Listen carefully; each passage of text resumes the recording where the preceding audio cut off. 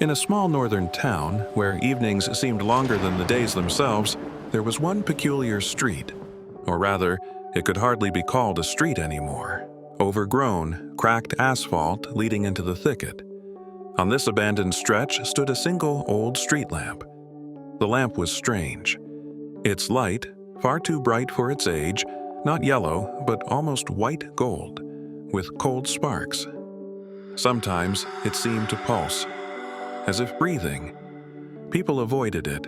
They said it was always cold beneath it, even in summer, that the light had a gaze, and that if you stood under it for too long, it would take you.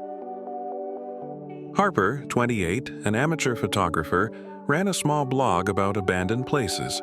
She lived in a neighboring town, but learned about the lamp by chance, in an old forum thread where someone had written, "If you want to see the past, come closer, but don't linger." Curiosity won. On the first night, she simply approached, snapped a photo on her phone, and left. On the screen, everything looked normal. But at home, when she zoomed in, Harper noticed. Faint silhouettes seemed to be standing behind the lamp.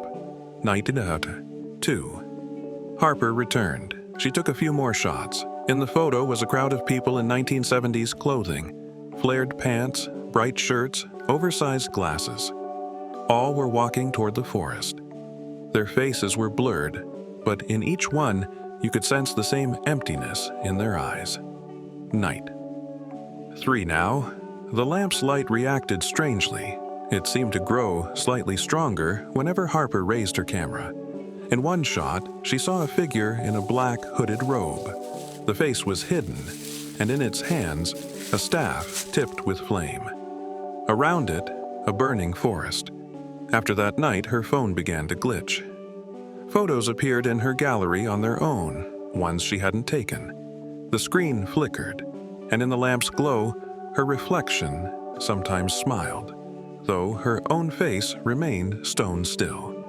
Harper realized this was no longer just an oddity. She went to the town library and found an old chronicle. In one book, there was mention of a legend, the lamp's call.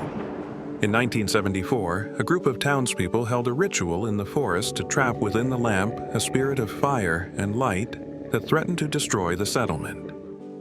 The priest, the last of a secret order, was to become its keeper until the spirit faded.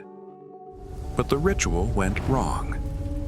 The fire broke free, the forest burned, and all the participants vanished. It was said the spirit fed on human curiosity, luring victims into an endless cycle of nightmares. Night 4. Harper decided to go deeper, past the lamp, into the forest. The farther she went, the more the light behind her seemed to pierce through the trees, though it should have been far away by now. Soon, figures from the 70s appeared between the trunks. They walked parallel to her, making no sound, but the ground beneath their feet remained untouched, as if they were ghosts. In a clearing, Harper saw a half-ruined stone altar. It was covered in blackened cracks. At its center, an old lamp glowing with an unreal blue light. Harper raised her camera and took a picture. In the viewfinder, a face in a neon mask, empty eye sockets. Behind the figure, shadows churned, resembling those she had seen in earlier photographs. A voice, like an echo from deep within metal, spoke, "Stay." In an instant, the forest around her changed. The smell of burning filled the air, and for a moment she stood in a blazing forest. The 70s crowd shouting, and the priest with the staff approached, holding a burning light she could not look away from. She felt the light seeping into her, tearing reality apart. The photographs she had taken flashed in her mind like living images, mingled with foreign memories. Harper knew.